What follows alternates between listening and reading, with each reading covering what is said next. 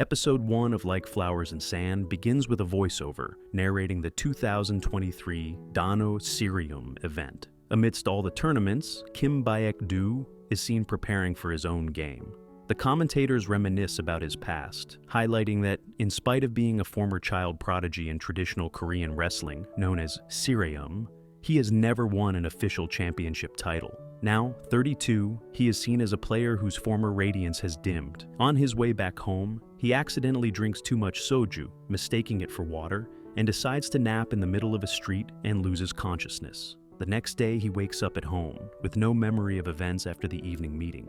Meanwhile, elsewhere in town, we the cops find out guy Choi Gwang-rok dead.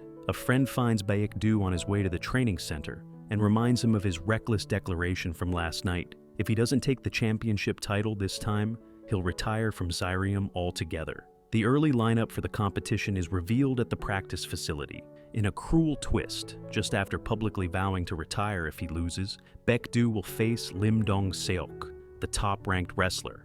Meanwhile, the talk of Baek-du's father, a legendary ssireum athlete, starts to make the rounds. His father's unwillingness to attend to the tournament is widely believed to be a reflection of this disappointment in Baek-du's career. Meanwhile, a mysterious woman in white with an umbrella catches everyone's attention at a gym training center. At the practice facility, Baek-du's coach is complaining about the tournament matchups, while Baek-du remains serene. He muses that he inadvertently revealed his secret technique to Dong-seok, enabling his rival to surpass him and become the best. But for that, he says, he'd be the defending champion. Later that night, Baek-du's close friend, a police officer, reveals suspicions that a detective from Seoul has come to town over what looks like an accident. He insists that the situation is not what it seems. Also seen was the mysterious woman in white standing by the reservoir. The following day, the much-anticipated match is on.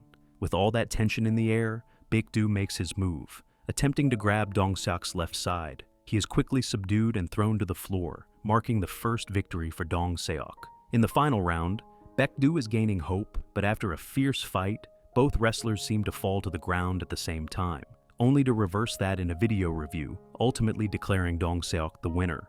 At a local cafe, the cryptic owner, Ju Mi-ran, interacts with Baek-du's foe, Kwak Jin-soo, another of her ex-ssireum athletes. They talk about a person with the name Daeok, and then later on, Baek-du encounters the woman in white in an already not too surprising twist. Now, she easily tosses him onto her shoulder. And finally, Jin-soo accidentally reveals something important. Daeok is a woman, scolds him, and he clearly doesn't like it.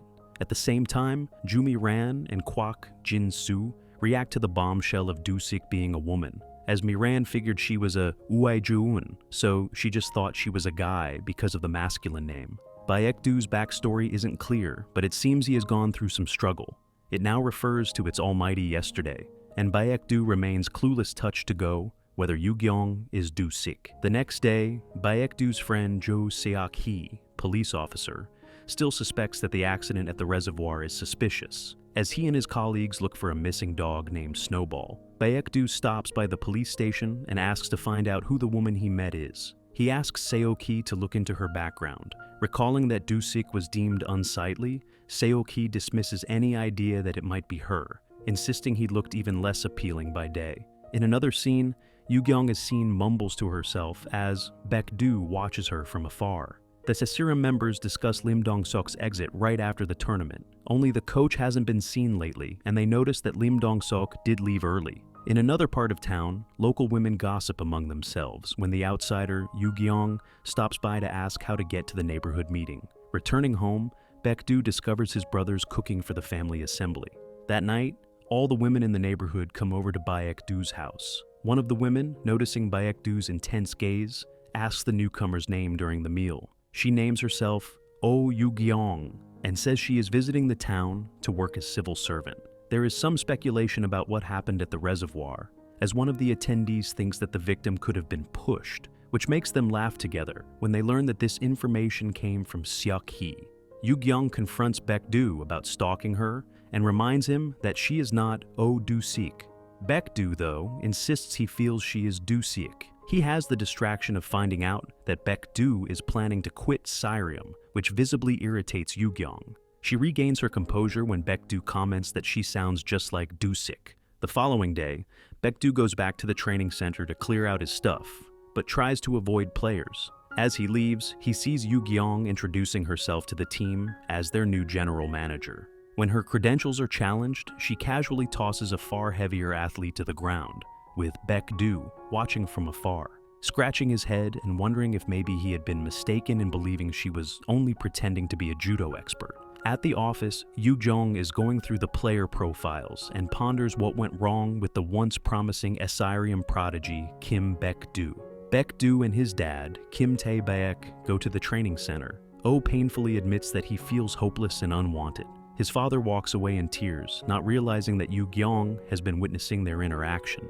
She leaves Baek-du on the floor, saying she needs some space. Just before he's about to speak, however, an unidentified man enters and greets Yu-gyeong with an affectionate "honey," much to Baek-du's shock. In the third episode, Like Flowers in Sand, we are afforded a glimpse of Kim Baek-du seeing Oh Yu-gyeong leave with a man and are left wondering where this funny coincidence about the two of them is leading. Here, as the two walk through the corridor together, the man refers to Yu-gyeong as senior with respect. Powerless during car driving, the man says the reservoir case sounds fishy because the victim's phone and dashcam are missing. Yu-gyeong cautions against getting careless and sowing their identities out there where the public can see. Elsewhere in town, a passerby spots Coach Yeon Sung-cheol unconscious in his car in what appears to be a suicide attempt. Having arrived at the police station, Officer Cho Seok-hee is in the midst of dealing with the reservoir incident when his superior points out that officers from Seoul presumably want to make sure things don't get out of control. While talking to Baek-du, Yu-gyeong realizes that she is actually Oh Du-sik. Without saying it directly, she gives a hint to Baek-du and makes him promise that he will not go and say it out loud. Baek-du expresses to his mother that he is considering taking the police exam, to which his mother responds by telling him not to entertain such ideas. Yu-gyeong visits another ssireum arena, where Coach Yeon has committed suicide, and the coach worries about the match in 15 days. Local elders and former wrestlers discuss finding another coach to replace Coach Yeon after his death. The neighbor ladies gossip about Min Hyun-wook's extravagant lifestyle, namely his pricey watch. He sits with Hyun-wook, who dazzles the ladies with his looks and explains that he is unemployed and lives off his wife, who has been made general manager of the ssireum team. Yu-gyeong meets a drunken Hyun-wook, who calls her detective. He mentions the information from some neighborhood women and says Coach Yeon was in deep gambling debt and was being chased by loan sharks. Hyun-wook theorizes that Coach Yeon and the reservoir victim, Choi Chil-seong, may have been part of match-fixing schemes. Baek-du makes his way to his teammates to ask after Coach Yeon. In a reluctant admission, athlete Kim Beom-soo reveals that he saw the coach engaged in an altercation with someone before Baek-du's match against Lim Dong-seok. The person is unknown to be sure, but Baek-du tells Yu-gyeong all about him. Yu-gyeong, meanwhile, begins feeling suspicious after recalling Coach Yeon's nervous behavior during the game, particularly his bias towards Dong-seok. Back at the arena, Kwak Jin-soo offers to take over as coach, much to the displeasure of Yu-gyeong, who thought of Baek-du for the job. As she investigates, Officer Seok-hee meets a mysterious woman named Chu Mi-suk, who is asking about Du-sik's old residence. Later, Yu-gyeong accuses Baek-du of quitting ssireum because he hated the sport. She calls his claim into question, getting closer to him and telling him, "You can fool other people but not me." In episode 4 of Like Flowers in Sand, Kim Baek-du returns from the arena, where Oh Yu-gyeong attempts to persuade him to rejoin the ssireum team. Misinterpreting her intentions as a romantic confession, Baek-du is promptly corrected by Yu-gyeong, who leaves the scene flustered. Upon arriving home, Yu-gyeong encounters Chu Mi-suk, now a police captain, who informs her that Coach Choi Chil-seong had an argument with someone on the day of his death. The following day, Baek-du grapples with the ethical implications of becoming a coach without having secured a championship title. Meanwhile, Yu-gyeong, Mi-suk, and Han Mi-ran deliberate on whether to disclose information regarding Choi's death, with Yu-gyeong opposing public disclosure, asserting her ability to uncover the truth independently. Baek-du observes their discussion from a distance, curious about the unidentified women accompanying Yu-gyeong. At the training center, Kwak Jin-soo faces challenges as the head coach reveals that Yu-gyeong's appointment was orchestrated by the governor. Tensions arise between Jin-soo and Baek-du over differing coaching methodologies. particularly concerning Kim Baek-du's techniques. The community becomes divided over who should assume the coaching role, leading to rivalries between their respective mothers and causing unrest among local businesses. In an attempt to resolve the dispute, Jin-soo challenges Baek-du to a ssireum match to determine the rightful coach. After an intense competition, the match is interrupted by police officers who take Baek-du in for questioning. During the interrogation, it is revealed that Baek-du had a scuffle with Choi on the night of his death, captured on CCTV footage. Baek-du, unable to recall the events due to inebriation, becomes a suspect in the murder investigation. Mi-ran visits the police station, claiming to have witnessed Baek-du and Choi's encounter that night. She recounts hearing someone shouting, "Do-sik," and observing a drunken Baek-du attempting to return 40,000 won to Choi, confessing that he had kept the change Choi previously gave him, which had been weighing on his conscience. The officers are perplexed by these revelations, but release Baek-du. After his release, Baek-du sees Mi-suk with a police official and recalls her from his childhood. He reviews an old interview tape of Mi-suk and later confronts Yu-gyeong near her residence. Han Hyun-uk expresses concerns that Baek-du and Yu-gyeong's acquaintance might compromise their operation. Baek-du directly asks Yu-gyeong if she is a police officer and inquires about her marital status, leaving Yu-gyeong visibly shocked as the episode concludes. In the 5th episode of Like Flowers in Sand, the narrative unfolds with Do-sik sitting despondently in her classroom. Her classmates engage in a conversation about her father, a revered figure, speculating that despite his legendary status, he might be capable of wrongdoing. Meanwhile, Baek-du returns to the ssireum team. A flashback reveals his confrontation with Yu-gyeong regarding her true profession. She admits to being an undercover officer on a covert mission. Later, the coach inquires about Baek-du's change of heart, with Kwak Jin-soo present as the assistant coach. Baek-du remains silent, offering no explanation. During a practice session, Jin-soo observes Baek-du not gripping his opponent's satba, fabric belt, properly. He reprimands Baek-du in front of the junior team members without allowing him to clarify. At Jin-soo's mother's restaurant, the team gathers for a meal. Feeling guilty about previously keeping change from her, Baek-du stays outside, avoiding her gaze. Elsewhere, Jo Seok-hee is at the reservoir, searching for Coach Yeon's missing mobile phone. Ju Mi-ran notices him and mentions that she's residing in Baek-du's house. During the team dinner, Baek-du's seemingly close interaction with the new manager, Yu-gyeong, draws attention. To divert focus, Coach Yeon reveals that he borrowed money from all team members, with Baek-du lending him 2.5 million won. Lim Hyun-ja sarcastically remarks, "We have a winner." Later, Han Yang-woo discovers Do-sik and Baek-du inscribed on the wall of the house he's sharing with Yu-gyeong, intensifying her suspicions about Coach Yeon. The following day, team members speculate that Coach Yeon might have been involved in match fixing, possibly instructing Lim Dong-seok to let Baek-du lose, especially since that match had significant stakes. Baek-du's brothers recall a similar incident involving their father 2 decades prior, suggesting history might be repeating itself. While boarding a bus, Baek-du approaches Yu-gyeong, smiling and explaining that he took the day off. By this time, rumors of match fixing have reached Dong-seok's new team. Baek-du and Yu-gyeong confront Dong-seok, who denies any involvement in match fixing. He admits that Coach Yeon approached him to deliberately lose to Baek-du, but refused, deeming it unethical. Despite this, Dong-seok feels remorseful, acknowledging that Coach Yeon recognized and nurtured his talent.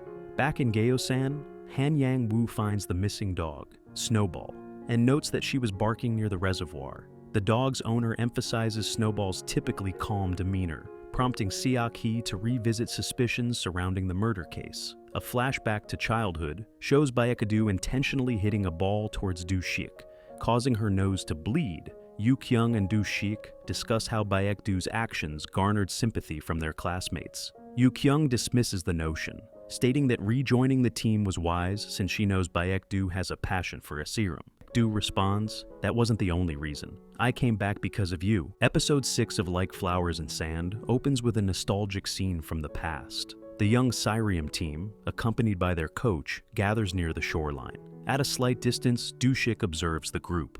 The coach announces the need for a new team captain, but the boys show little enthusiasm for the added responsibilities. To entice them, the coach mentions that the captain would be excused from school cleaning duties. Instead, focusing on maintaining the arena. Additionally, the captain would be prominently featured in team photographs and be the recipient of awards during victories. Transitioning to the present, the narrative picks up from the previous episode's conclusion. Baek-du admits to Yu-gyeong that his decision to rejoin the team was influenced by her presence. Curious, she inquires if he has romantic feelings for her. Caught off guard, Baek-du hastily denies, offering clumsy explanations. As they walk back, Yu-gyeong expresses concern over circulating rumors about match fixing implicating Baek-du.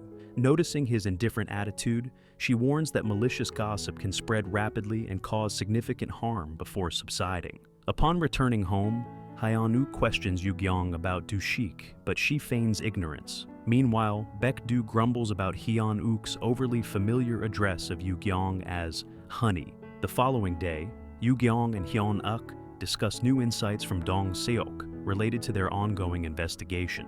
Hyun-wook then departs to gather more information. Elsewhere, Cho-kyung is searching for clues about the reservoir incident.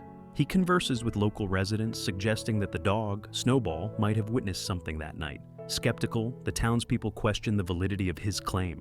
During this discussion, a woman interjects, alleging that Baek-du is romantically involved, citing her husband's sighting of him with a woman at the bus station. At the training facility, Yu-gyeong attempts to uncover whom Coach Yeon was communicating with on the day of the championship. Simultaneously, Jin-soo informs the team that the match draws have been unexpectedly delayed, assuring them that the head coach will provide updates soon. He then invites the team to dine at his mother's restaurant. After practice, Jin-soo instructs Baek-du to run 100 laps daily to rebuild his foundational skills. Later, Yu-gyeong advises Baek-du to stand up for himself and not to acquiesce too easily. At Mrs. Lim's restaurant, the team enjoys a hearty meal. Exhausted from his laps, Baek-du abstains from eating, having lost his appetite for chicken. During the meal, Jin-soo receives a call from the head coach. They discuss the team's potential success based on the current match draws. The next day at practice, Baek-du is slated to face a former wrestler renowned for his formidable strength. Visibly anxious, Baek-du's concern is evident. Before the match, Jin-soo addresses the team, offering guidance and strategy. He then advises Baek-du to sit out, deeming him unprepared. This decision frustrates Yu-gyeong, who criticizes Baek-du for being overly accommodating to Jin-soo's directives. During their younger years, both Jin-soo and Baek-du expressed interest in becoming team captain. Recognizing Baek-du's desire, Jin-soo volunteered, leading Baek-du to suppress his own ambitions to maintain harmony. Yu-gyeong encourages Baek-du to prioritize his own aspirations rather than always placing others first. In another part of town, the head coach meets with Baek-du's father, a respected former athlete, to discuss recent developments. He mentions Yu-gyeong's opposition to Baek-du's withdrawal and notes that she is residing in Du-shik's former home. Back at the arena, Jin-soo observes Baek-du during his training runs. Yu-gyeong approaches and hands over a signed withdrawal form, suggesting that Baek-du's loose grip during matches might be a strategic choice to facilitate certain techniques. This perspective prompts Jin-soo to reconsider his assessment of Baek-du's abilities. At Miran's cafe, Jin-soo, when questioned by Miran, acknowledges Baek-du's exceptional talent in ssireum, but laments his inability to fully harness it. Meanwhile, Hyun-wook pieces together information revealing that Yu-gyeong is actually Du-shik. His research uncovers an article about a wrestler murdered 20 years prior for refusing to fix a match, with Du-shik's father implicated as the suspect. Determined, Baek-du approaches Jin-soo, expressing his deep passion for ssireum and his unwavering desire to compete. He earnestly requests the opportunity to participate in the upcoming match, declaring, "I have to compete in this match." In episode 7 of Like Flowers and Sand, the story begins with a young Baek-du trying to sleep when a soft knocking at his window wakes him up, who looks upset, silently crying as she turns her head away from his gaze. Baek-du, unaware of her grief, chats animatedly about upcoming football matches and their plans. Eventually, Du-shik tells him to promise that he will be ssireum champion, and when he does, to say her name, so she knows that he remembers her. Cut to the present, and Hyun-wook calls Yu-gyeong out about who she really is. She confides in him and reveals that her father used to coach the ssireum team. A tragedy in which a wrestler died was followed by accusations that her father had pressured the athlete into match fixing. When the wrestler objected, a struggle broke out and ended with the wrestler's death. On the day of the championship, Baek-du asks his family not to attend. His oldest brother tries to help by giving him his own championship-lucky underwear. Yu-gyeong and Baek-du are planning to meet the team at the arena before the departure. But little do they know, Baek-du is not part of the team, as he was actually there the entire time. But they continue onward without him, unaware he was ever even in the match. Baek-du is in the middle of a journey, and as he stops at a rest area for snacks, there are plenty of choices. When asked about his diet, he casually drops in that he's not prone to gaining weight. Any fluctuation is significant, given the importance of weight categories in ssireum. When they arrive, it's revealed that Baek-du has put on 1.2 kilograms from his snacking, chastising him from both the head coach and Jin-soo. To get rid of the extra weight, Baek-du must run while carrying Yu-gyeong on his back, and the two share some playful jokes about her weight. At the official weigh-in, Baek-du makes weight at the required 80 kilograms, thus avoiding disqualification. Mi-suk calls Yu-gyeong later to tell her that there are several calls made to Choi from a payphone, implying that there's a third party involved. Baek-du follows this up by asking Yu-gyeong to ramen in his room, not realizing the implications. Yu-gyeong mocks him for being so apathetic about the title of champions. They engage in some light wrestling in which she throws him down to the ground. Baek-du returns the sentiment, and there is a moment shared before he runs off with Yu-gyeong in tow. This the championship match, and Baek-du must face a formidable opponent. His opponent wins the first round. In the second round, Baek-du remembers that Yu-gyeong told him to show his skills. When his opponent lifts him, Baek-du deftly dissolves into weightlessness, causing the wrestler to lose balance and fall, securing a victory. In the decisive third round, Baek-du is lifted once more, but manages to redirect his weight downward. Seizing the opportunity, he targets the back of his opponent's knee, causing him to topple and clinching the win. Meanwhile, Yu-gyeong departs abruptly after receiving a call. Miran returns to the cafe and encounters Min in a revealing moment that hints at her concealed past. The episode concludes with the revelation of Miran's true identity, adding depth to the unfolding narrative. In episode 8 of Like Flowers in Sand, the story opens with a flashback in which a young Miran watches Du-sik and her friends play hopscotch. Her introverted nature is highlighted as she watches from the sidelines as another child plays in the neighborhood. The scene then jumps to the present day where Miran complains to Yu-gyeong of feeling invisible and like she is overlooked by people around her. You can tell this conversation makes Yu-gyeong uncomfortable, and there does seem to be some tension beneath the surface between them. Back at the dojo, Baek-du fights in a wrestling competition, but he isn't able to succeed and loses the first round. We watch his performance with great attention since Yu-gyeong is not in the audience, where she would usually be a motivating force for him. We learn that Miran's father died in circumstances connected to Du-sik's father. Yu-gyeong tells Miran he knows that Choi came back to Jeosan looking for Miran, hinting at intertwined histories of their fathers. Miran is clearly anxious when Yu-gyeong puts her name on the dinner guest list. Losing the second round as well, Baek-du struggles in Game Liang, where the second round has been concluded and the opponent team won again. At the wrestling arena, Yu-gyeong looks at a picture showing former wrestlers including Miran's father. It brings back memories of her own father being arrested and the deep impact it had on her life. Later, she has dinner with the wrestling team at Mrs. Lim's restaurant. Baek-du seems distracted, which Jin-soo attributes to Yu-gyeong not replying to his messages. Baek-du even gets a compliment from Jin-soo, acknowledging their mutual cooperation, rare moments among them in the past. Baek-du calls out Du-sik in his usual blunt manner, but loud enough for Yu-gyeong to hear, prompting Yu-gyeong to refocus him and pulls him away to the docks. Under the influence of a single beer, Baek-du mourns his fourth-place finish and begs for more praise from Yu-gyeong. She is pleased that he is discovering joy in ssireum for the sake of the game, rather than for the sake of titles. In the middle of their conversation, Baek-du leaps toward Yu-gyeong to make an Apex RHS fashion rash kiss, which in shock, Yu-gyeong punches him on his head. The next day, Baek-du wakes up dazed with a sore forehead, unaware of the events from the previous night. Yu-gyeong, on the other hand, is frazzled, unable to collect herself, which manifests itself as unkempt hair and irritability toward Hyun-wook. Meanwhile, Baek-du treats his brothers to popsicles with his prize money in a jolly and jocular manner. He dismisses claims that he has a girlfriend when they tease him about it. Baek-du tracks down Yu-gyeong at the sports complex office and learns of her manhunt. Digging through the records on Miran's dad, unaware of what he had done the night before, Baek-du proudly announces that he got 4th place. Yu-gyeong remains composed and asks Baek-du if he remembers Miran from back in the day, but he doesn't remember her.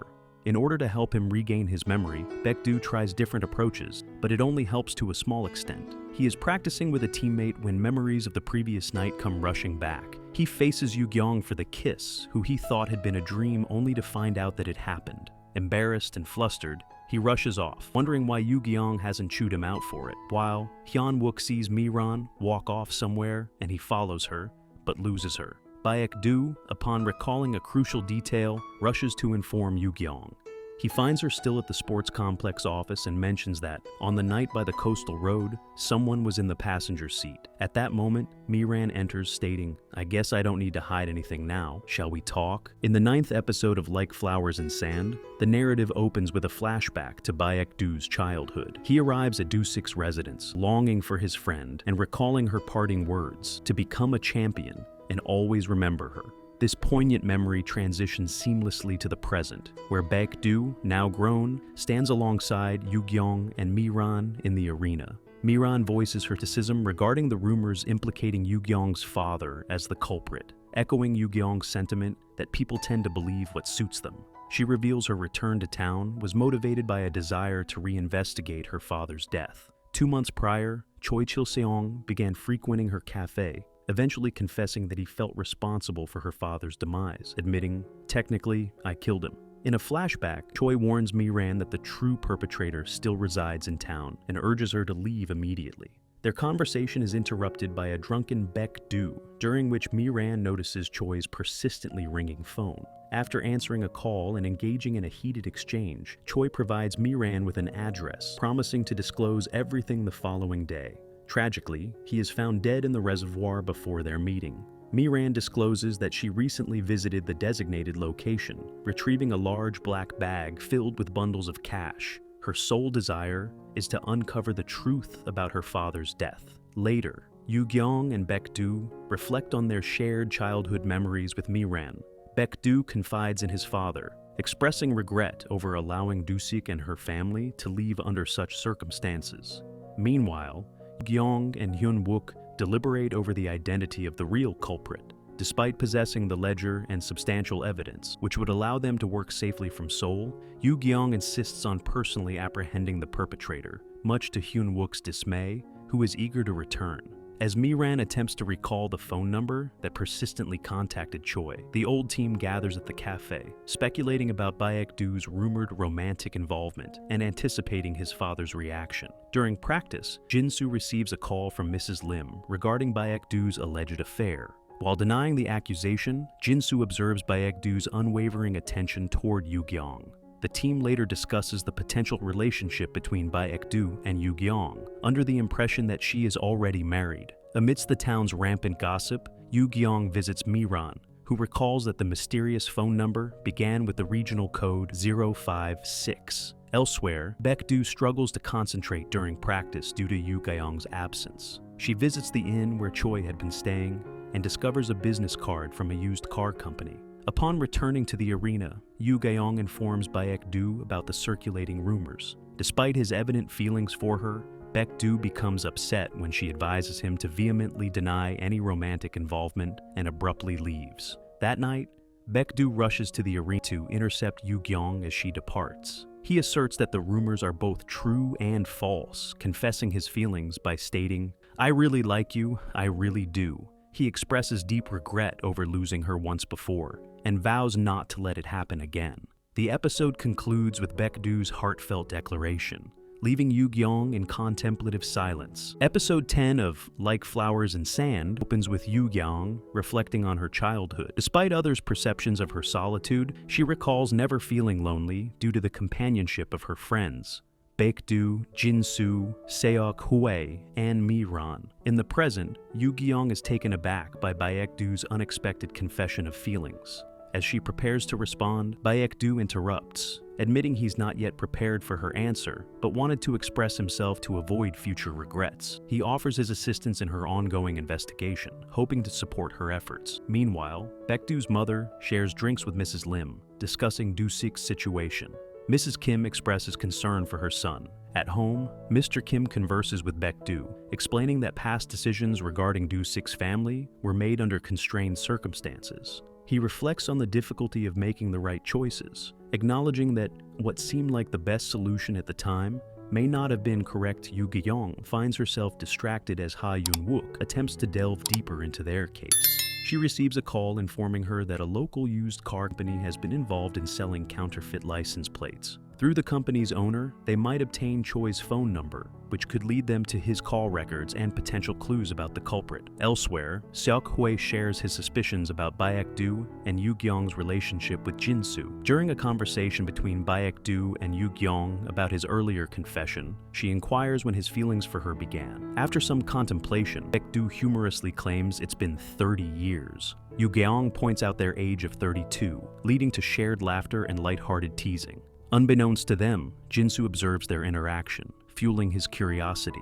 At the wrestling arena, junior wrestlers question Baek-du about his feelings for Yu-gyeong. Spotting Yu-gyeong nearby, Baek-du dismisses the notion, stating that the only person he cares for is Do-sik. Seok-hwae repeatedly finds the missing dog, Snowball, suspecting someone is intentionally releasing it but lacks concrete evidence. While accompanying Yu-gyeong home, she questions Baek-du about measuring his height on her house's wall, a practice from their childhood.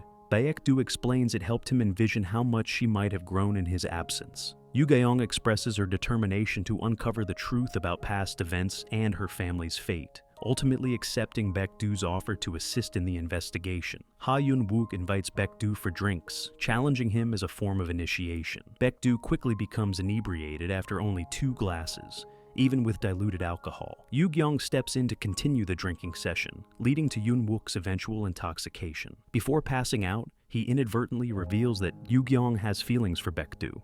Late at night, an unidentified individual releases Snowball, who runs to the reservoir site and starts digging. The following morning, Yoon-wook, struggling with a hangover, is reminded of his agreement to include Baek-du in their investigative team. Yu-gyeong provides evidence of his consent by mentioning he shared his account password during their drinking session.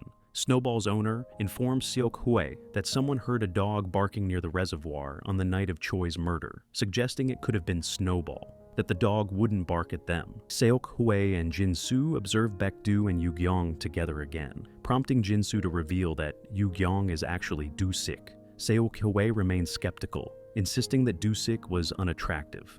To clarify Yu-gyeong's identity, they head to Mi-ran's cafe, where Yu-gyeong, Baek-du, Mi-ran, and Yoon-wook are discussing the case. Seok-hwae confronts Yu-gyeong, questioning if she is Do-sik, and tactlessly comments on her past appearance. Yu-gyeong attempts to remain composed but eventually retorts, noting that Seok-hwae hasn't changed. Realizing his mistake, Seok-hwae apologizes and flees, with Yu-gyeong chasing after him as the others attempt to intervene. In episode 11 of Like Flowers in Sand, the story explores how the past and present of the characters are now intertwined as they work together in a joint effort to solve a long-forgotten mystery. We open in flashback with Mi-ran and Seok-hwae chatting while watching other kids play. Wondering whether her father sees her anymore, Mi-ran agrees to the gathering, where Baek-du passionately tells a ghost story. But Do-sik interrupts and tells her that humans can be scarier than spirits. Seok-hwae comes then with a disposable camera, and Baek-du, Mi-ran, Do-sik, and Jin-soo all pose for a photo together. Flash forward to the present, the group meets up at Mi-ran's cafe. Yu-gyeong tells Seok-hwae and Jin-soo that there is an investigation into match fixing, and that the person responsible still lives in their town. She reveals that a burner phone connected to Choi's operations recently registered a ping from near their location. Mi-ran describes the phone, and Seok-hwae says he has it. He found it after Snowball, the dog, unearthed it by the reservoir. He also mentions that Snowball went to that spot several times, prompting them to speculate that the dog may have seen someone there. Seok-hwae passes the phone to Min Hyun-wook, who intends to forward it to the digital forensics team. When she praises Hyun-wook's looks, an amusing camaraderie develops between the two. Elsewhere, a hooded figure approaches Snowball, but flees as the dog's owner notices him. In the meantime, Baek-du sees Yu-gyeong home, and they catch up on their inquiry news. When Baek-du is returning home, he meets Pil-du, the neighborhood uncle leader, near Snowball's home. The next day, Yu-gyeong and Hyun-uk discuss the possibility that the culprit is releasing Snowball on purpose and knows that the dog got the burner phone, since Snowball was on the scene of the crime on the relevant day. In parallel, Snowball's owner is also coming to Seok-hwae with news of a mysterious figure stalking her home that resembles a ssireum wrestler. Seok-hwae updates Yu-gyeong and Hyun-uk on Snowball's results. Back at her office, Yu-gyeong considers possibilities for the suspected person and receives a report from forensics that getting data from the burner phone will take time. In the meantime, Seok-hwae and Hyun-uk canvass the town, confirming alibis of those at the championship event. That night, the team meets up at Yu-gyeong's place. According to Seok-hwae, everyone in town besides Pil-du has an airtight alibi. They come up with a plan in which immediately Mi-ran will pretend to be Choi-yong's daughter, and that she has a proof of inscribed of her father being murdered, and thus she would pressure the murderer to come out.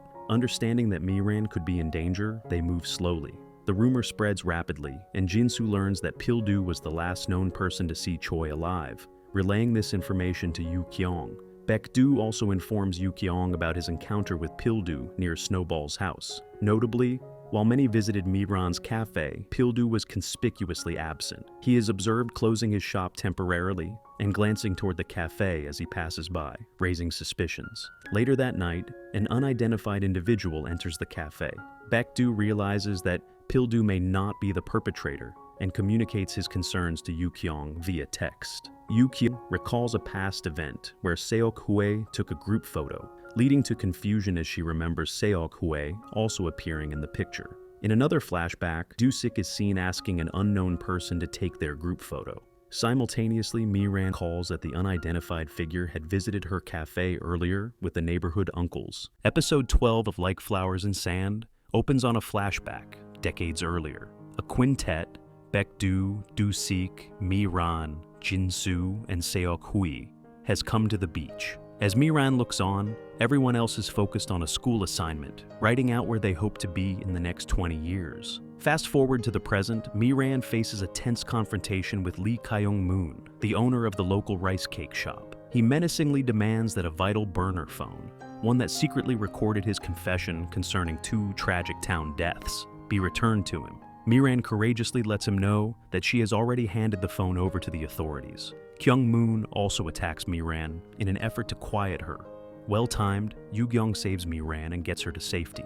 Kyung-moon, however, gets free and a national manhunt is launched against him. The next day, Kyung-moon's crimes become public, stunning the neighborhood. Yu-gyeong returns to Seoul, and she and her team ramp up their efforts to take down a match-fixing syndicate, providing a measure of justice to the grieving families. Meanwhile, back in the village, the residents learn about Yu-gyeong's true identity, as well as how she played a part in uncovering the truth. When Mi-ran receives one message, it makes her heart sink. This becomes a point of closure for Mi-ran, who has struggled with her father's sudden death for most of the show. At the same time, Jin-soo decides to invite Baek-du to the ssireum stadium for a match for fun. After a good-spirited fight, Baek-du wins yet again, and in response to Jin-soo's complaint that Baek-du is always winning, things start to get playful between them. This highlights the brotherhood and friendship between both the friends. Today, the day of the ssireum championship, Baek-du gets ready for the match. At the same time, a bus full of townspeople including Baek-du's family is also stuck in traffic, causing them to arrive late. Yu-gyeong, embroiled in urgent affairs in Seoul, cannot make it to the event as she had wished. However, these serious events do not knock Baek-du off of the path he must follow. The event and process is mulch, but the axis of the story revolves around Baek-du talent is in the tournament and going through to the semifinals where his strongest opponent Nam Dong-seok faces him at the summit. That challenge comes in the form of Dong-seok, a fighter at the top of his game and on the brink of moving up to a new weight class. Both opponents showcase their skill in the last match. Remembering the root advice Yu-gyeong gave him to be himself, Baek-du utilizes his own signature moves, finally winning and taking the championship title. At Mi-ran's cafe, the friends gather to celebrate Baek-du's victory. The two share some more light-hearted banter as they watch Baek-du's television interview in which he comically keeps his promise to talk about Dusik after winning the championship. Baek-du's win is bittersweet, as Yu-gyeong is not around to share it with him. He shows up at her house, where she is waiting outside with a apparent wound. Yu-gyeong calls to apologize for being late for his match. Baek-du clears his throat, wishing the shopkeeper would say something. Yu-gyeong, after a moment of hesitation, admits she also has feelings for him. They exchange a kind kiss, and they both enter a new phase of their relationship. The episode ends with the group of friends walking down the beach, reflecting on where they came from. It's 2 decades since they were assigned to a school project, and Seok-hwae asks Baek-du what he had wanted to achieve. Baek-du saying his true wish was to keep having precious time with his friends as they got older, a dream that has now materialized. The scene closes with the friends joyfully playing by the shoreline under the night sky, symbolizing enduring friendship and the fulfillment of long-held hopes. This concluding episode artfully weaves together themes of friendship, perseverance, and the pursuit of justice, providing a satisfying resolution to the intricate narrative threads developed throughout the series. Thank you for watching. Don't forget to like and subscribe to my channel for more exciting films. See you next time.